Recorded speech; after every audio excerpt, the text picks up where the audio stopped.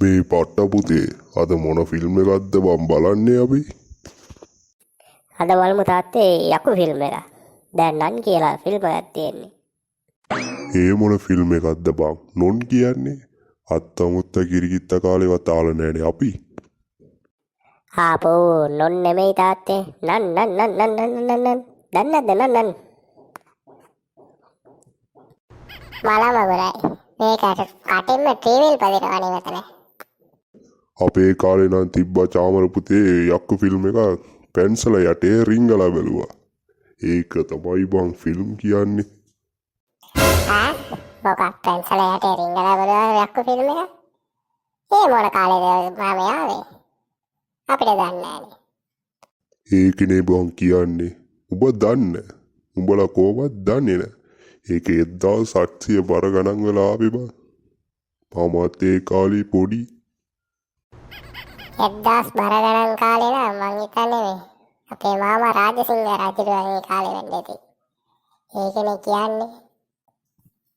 ඔන්න දැම්ම ෆිල්ම් එක. දැන් බලමු. ආපෝ මේකද බං තෝ කිව්වේ යක්කු ෆිල්ම් එකක් කියලා?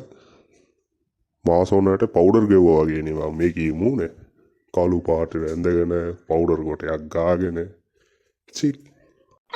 මං හිතන්නේ මාමේ ඒ කාලේ මේකප් දාන්න සල්ලි තිබ්බේ නෑ වෙන්නේ. ඒකනේ පවුඩර් ගාගෙන ඉන්නේ මූනේ. ආයේ මේම ෆිල්ම් ගන්න ඇදුවා ප්‍රොඩියුසර්ටත් මාල මගුලක් වෙන්නේ ආයේ. මේ ගුණේ පුතු අම්මෝ මෙන්න මාව බේරගනියෝ යක්ෂණි ටීවී එකේ ඉඳලා එළියට ආවෝ. මේ ගුණේ මම කොහෙද මම පණ කඩාගෙන දුවන්නේ මේ? නැන්දට බය වෙලාද? මේ වල්ලූරු තරියට ගෙදර ඉන්න මිනිස්සුවත් අතර ගන්න දන්නේ නෑනේ. ඕයි ඕම ඉන්නවා. මාමයි පිටිපස්සේ නැන්දත් දුවනවා. අම්මෝ කොමරි මක් බේරුණා. අප්පෝ ඕයි පුතු අම්මෝ මෙන්න එළවනෝ.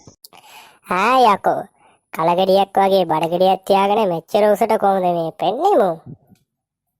අප්පේ